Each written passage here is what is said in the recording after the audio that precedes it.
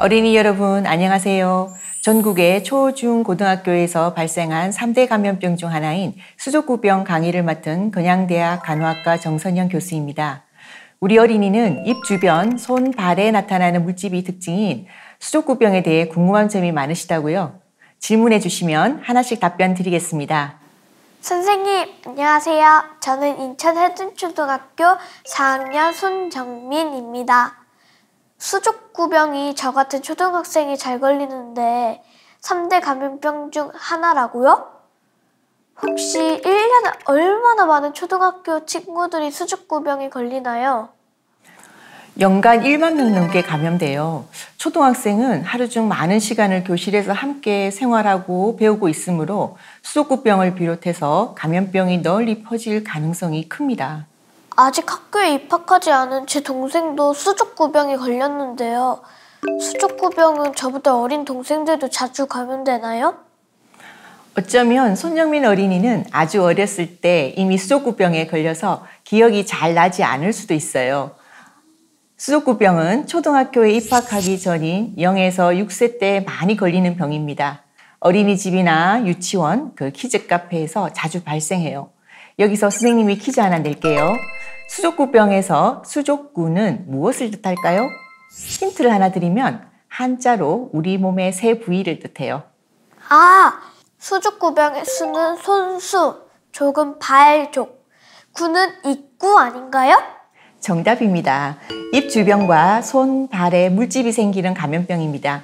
그래서 손, 발, 입병으로 불리기도 해요. 수족구병에 걸리면 손과 발과 입에 어떤 증상이 나타나나요? 수족구병에 걸리면 붉은 물집이 생깁니다. 물집이 주로 생기는 곳은 손바닥, 손가락의 옆면, 발 뒤꿈치, 엄지발가락, 입 안인데요. 물집의 크기는 조그만한 쌀알 크기 정도입니다. 가렵거나 아프지 않을 때도 있어요. 두 번째 퀴즈를 내볼게요. 수족구병에 걸리면 손, 발, 입에만 물집이 생긴다? 아니다? 무엇이 정답일까요? 수족구병이니까 손, 발, 입에만 물집이 생기는 거 아닌가요? 아닙니다. 수족구병으로 인한 물집이 가장 많이 생기는 곳은 손, 발, 입이 맞지만 엉덩이, 팔뚝같이 약간 엉뚱한 곳에 물집이 생기기도 합니다. 퀴즈 하나 더 낼게요. 수족구병은 봄, 여름, 가을, 겨울 중 언제 가장 많이 생길까요? 전 여름 같아요. 오, 정답입니다. 수족구병이 유행하는 시기는 주로 여름에서 이른 가을까지입니다. 그래서 수족구병의 별명이 여름철의 불청객입니다. 그러면 수족구병은 여름철만 조심하면 되는 건가요? 수족구병은 다른 계절에도 생길 수 있어요. 수족구병 유행 시기가 해마다 약간씩은 다릅니다. 저는 몸에 물집이 생기면 터뜨리고 마는 나쁜 습관이 있는데요. 수족구병 때문에 생긴 물집을 건드리거나 터뜨리면 많이 아픈가요? 입안에 생긴 물집이 터지면 상처가 생겨 음식을 먹을 때 통증을 심하게 느낄 수 있어요.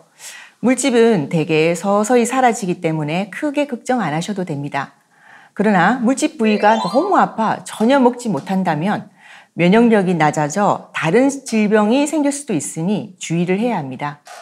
수족구병은 어떻게 옮기게 되나요? 수족구병이 전파되는 3가지 경로가 있습니다.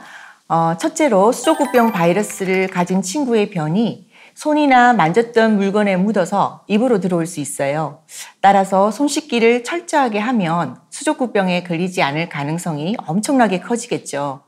둘째로 수족구병에 걸린 친구의 기침에서 나온 침방울이 입으로 들어올 수 있어요.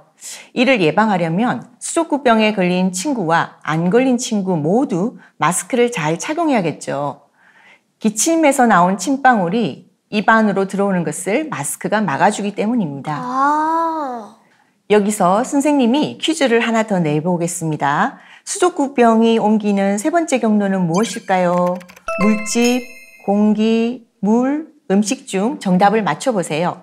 힌트를 하나 드리면 수족구병의 주요 증상이에요. 그런 거라면 물집이야, 물집! 맞죠? 선생님이 힌트를 너무 세게 줬나 봐요. 정답은 물집 맞습니다. 수족구병에 걸린 친구의 입이나 피부, 물집에서 나온 진물과 직접 접촉을 하면 수족구병에 걸릴 수 있어요. 따라서 수족구병으로 인한 물집을 일부러 터뜨릴 필요는 없겠죠? 수족구병은 치료할 수 있는 백신이 있나요? 아직 수족구병을 예방하는 백신은 없습니다. 그러므로 어린이 친구들이 더더욱 조심하셔야 돼요. 그렇다면 수족구병을 어떻게 예방해야 하나요? 먼저 학교 다녀온 이후나 외출 후에 소금물 양치, 손 씻기, 물 끓여 마시기 이런 위생 관리를 잘 지켜야 합니다. 특히 손 씻기는 매우 중요해요. 저도 어릴 때부터 손 먼저 씻고 람바를 정말 귀에 못이 박히도록 들었거든요. 그런데도 손 씻기를 계속 강조하는 이유가 있나요?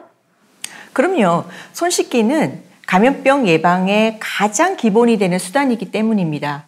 전체 감염병의 절반 정도는 손을 통해서 옮겨집니다. 제대로 손을 씻으려면 비누를 사용하는 것이 좋겠죠? 또 얼마나 손을 씻어야 하나요? 비누를 사용하면 병균을 더 잘 제거해 물로만 씻는 것보다 감염병 예방 효과가 높습니다. 최소 20초에서 30초 동안은 손을 씻어야 해요. 시계나 타이머가 없으면 손을 구석구석 씻으며 생일 축하 노래를 2번 정도 흥얼거려주는 것이 좋습니다. 손을 물로 적시고 모든 부위를 덮을 만큼 충분히 거품을 칠한 뒤 양손 바닥과 손가락을 교차해서 비벼줘요. 손가락은 깍지를 끼면서도 비벼주셔야 되고요. 그리고 엄지손가락도 이렇게 비벼주세요. 손가락 사이사이와 손톱 밑도 신경을 써서 비누칠을 해야 합니다.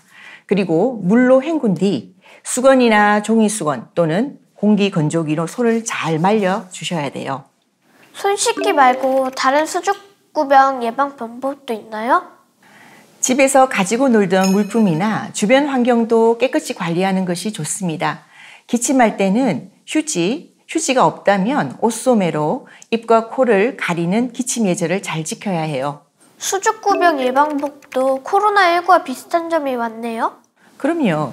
수족구병뿐만 아니라 감염병 대부분을 예방할 때 손 씻기와 기침 예절은 가장 중요한 기본이 됩니다.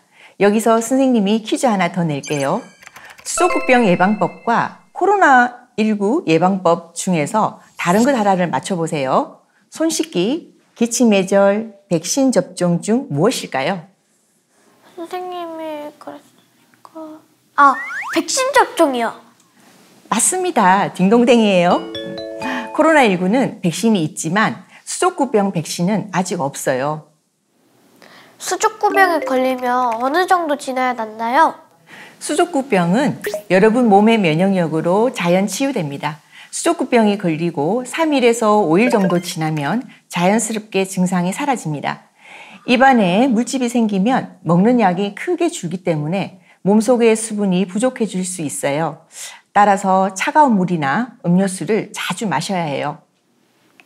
수족구병에 걸렸을 때 피해야 하는 음식도 있나요? 어린이 친구들은 떡볶이 같은 매운 음식을 좋아하죠? 매운 음식은 입안에 생긴 수족구병을 자극해서 아플 수 있으므로 수족구병에 걸렸다면 섭취를 자제하는 것이 좋아요. 수족구병 진단을 받았다면 담임 선생님께 말씀드려야 하나요? 물론이죠. 수족구병에 걸린 어린이가 학교 출석 같이 단체 생활을 하면 다른 친구들을 감염시킬 수 있어요. 병이 나을 때까지 등교나 단체 활동을 피해야 합니다. 손, 발의 물집을 트트리지 않는 것이 더욱 좋고요. 여름철 불청객이란 별명을 가진 수족구병. 오늘 수족구병 예방 교육 영상 즐겁게 시청하셨나요? 감염병 예방 교육 시간을 통해 어린이 여러분들이 수족구병에 대해 정확히 알고 예방법에 대해 공부할 수 있는 시간이 되었으면 해요. 지금까지 시청해 주셔서 감사합니다.